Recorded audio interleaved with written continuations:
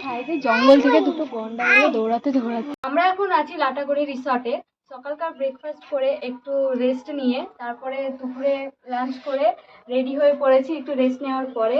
তো driver phone করেছিল 3টের মধ্যে চলে আসবে আমাদেরকে পিক আপ করতে। আমাদেরকে ফার্স্টে দেখাবে মেঘলা ওয়াচ টাওয়ার, তারপর আরও দুটো সাইট সিন করাবে। তা আমরা তো পুরো রেডি, রুমে তালা দিয়ে দিয়েছি, বেরিয়ে পড়েছি রুম থেকে। কটা ফটোশ্যুট করে নেবো, এখানে এত সুন্দর জায়গাটা।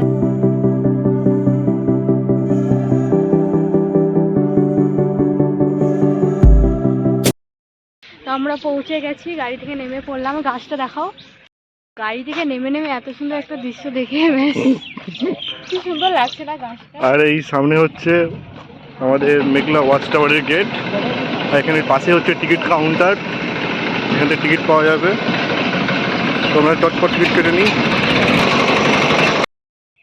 আমাদের টিকিট কাটা কমপ্লিট হয়ে গেছে। পার হেড 290 টাকা করে পড়লো। আর বুল গাড়ির জন্য এখনো লাগবে, ওটা আলাদা, পার হেড 60 টাকা করে পড়বে। এখানে 6 জনের টিকিট আছে, 2090 টাকা পড়েছে। আর ওখানে সবাই দাঁড়িয়ে আছে, আমরা এই রাস্তাটা ঘুরতে এলাম। দেখো একবার, রাস্তাটা একদম ফাঁকা। আর এখানে আমরা কি কি দেখতে পারবো, এখানে সেসবই দেওয়া আছে। অনেক স্নেকস আছে, বাটারফ্লাই আছে, অনেক কীটনাশক আছে, পশু পাখি, মানে প্রচুর কিছু আছে। যদি কপাল ভালো থাকে তাহলে অবশ্যই দেখতে পাবো আমরা এগুলো। এই গাইড দাদা আছে, ঠিক আছে দাদার নাম সুশীল রায়। সুশীল রায়, আচ্ছা। এই দাদা আমাদের গাইড করবে। তো এখান থেকে আমাদের বাস স্ট্যান্ডটা কত কিলোমিটার? 2.5 কিলোমিটার। আচ্ছা, 2.5 কিলোমিটার। হ্যাঁ, এই গাড়ি করে যাচ্ছেন 2 কিলোমিটার। 2 কিলোমিটার যাওয়ার পরে আমাদের মোষের গাড়ি 1/2 কিলোমিটার দিকে। আচ্ছা, ওখান থেকে মোষের গাড়ি যাবে 1/2 কিলোমিটার। আমরা মেঘলা বাস স্ট্যান্ডে পৌঁছাবো। মেঘলা বাস স্ট্যান্ড। এবার আমরা চাপবো, চেপে এবার ঘুরে বেড়াবো এই বুলকারগুলোতে। পড়ে যাবো না তো? তোমাকে ফেলে দিবে। ওই যে ওকে দেখো, ও চাপবে বলে আগে রেডি। ও কি, ও পিঠে চাপবে তো? তুমি পিঠে চাপবা তো? পিঠে বসবি তো, এখানে বস। ওই চাপবা বাবু, তুমি গোতে চাপবা। হাত বের কর, হাত বের কর। দেখো তাকাচ্ছে। আচ্ছা ওঠো, সামনে বসবো। তুমি সামনে বসবা? কেউ সামনে বসবে না? সবাই ভারী বসলে পিছনে, তখন পিছনে বসে যাবে। উঠছো না? উঠে পড়েছে। এদিকে মোষের গাড়ি করে আমরা মেঘলা ওয়াচ টাওয়ারের দিকে এগিয়ে চলেছি। তো এইদিকে সবাই পড়বো না, দেখেছে? হ্যাঁ, মোষের গাড়িতে জঙ্গল সাফারি। এখন কিন্তু সবাই ব্লগ স্টার্ট করে দিয়েছে। তো আমরা এখন নেমে পড়ছি। চলো, হাতিগুলো দেখতে পেলাম, ওগুলো দেখি আগে। চলো চলো চলো। আসো আসো। বাইসন সামনে, বাইসন ওই করে একদম। পুষ্পা আসো, বাইসন। এখান থেকে আমরা দেখবো সল্ট খেতে আসে এখানে বাইসন। এই যে দূরে বাইসন দেখা যাচ্ছে, একদল বাইসন আছে। সল্টফিডের বাইসন, হ্যাঁ আছে আছে আছে আছে। এই যে ওয়াচ টাওয়ার সামনে। ওই সাইডে জঙ্গল থেকে দুটো গন্ডা এলো দৌড়াতে দৌড়াতে।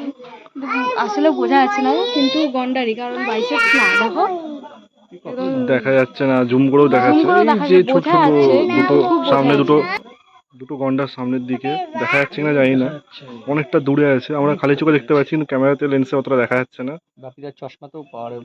তো ওই যে দুটো গন্ডার দূরে, একটা বাচ্চা একটা বড় মায়ের সঙ্গে যাচ্ছে হেঁটে হেঁটে। আর এইদিকে একদল হচ্ছে ডিয়ার, সোনালি ডিয়ার। আর এখানে একটা ময়ূর, এই যে ময়ূরটা দেখতে পাচ্ছ সামনে, ময়ূরটা, এটা হচ্ছে ময়ূর। ওই সামনে ওটা জল ঢাকা নদী, এটা মূর্তি। এটা মূর্তি লিভার, ভুটান থেকে আসতেছে নদী দুটা। আচ্ছা, এই দুটো ভুটানের নদী। এটা একটা ওয়াচ টাওয়ার আছে, আর কোনটা আছে মেঘলা ওয়াচ টাওয়ার ছাড়া? মেঘলা ওয়াচ টাওয়ার ছাড়া লাটাগুড়ি থেকে পাবেন যাত্রা প্রসাদ ওয়াচ টাওয়ার, গরুমারার প্রধান ওয়াচ টাওয়ার। সাইটিং খুব ভালো হয়, অ্যানিমেলস বেশি দেখা যায় ওখানে। গভীর জঙ্গল দিয়ে যাবেন আসবেন, যাওয়া আসার পথটাই একটা প্লাস পয়েন্ট, মানে জন্তু দেখা। যখন ওয়াচ টাওয়ারে আসতেছেন তখন জন্তু দেখার একটা বড় চান্স থাকে, দেখা গেল যাওয়ার পথে সন্ধ্যা হয়ে যায়, তখনও দেখা পাই।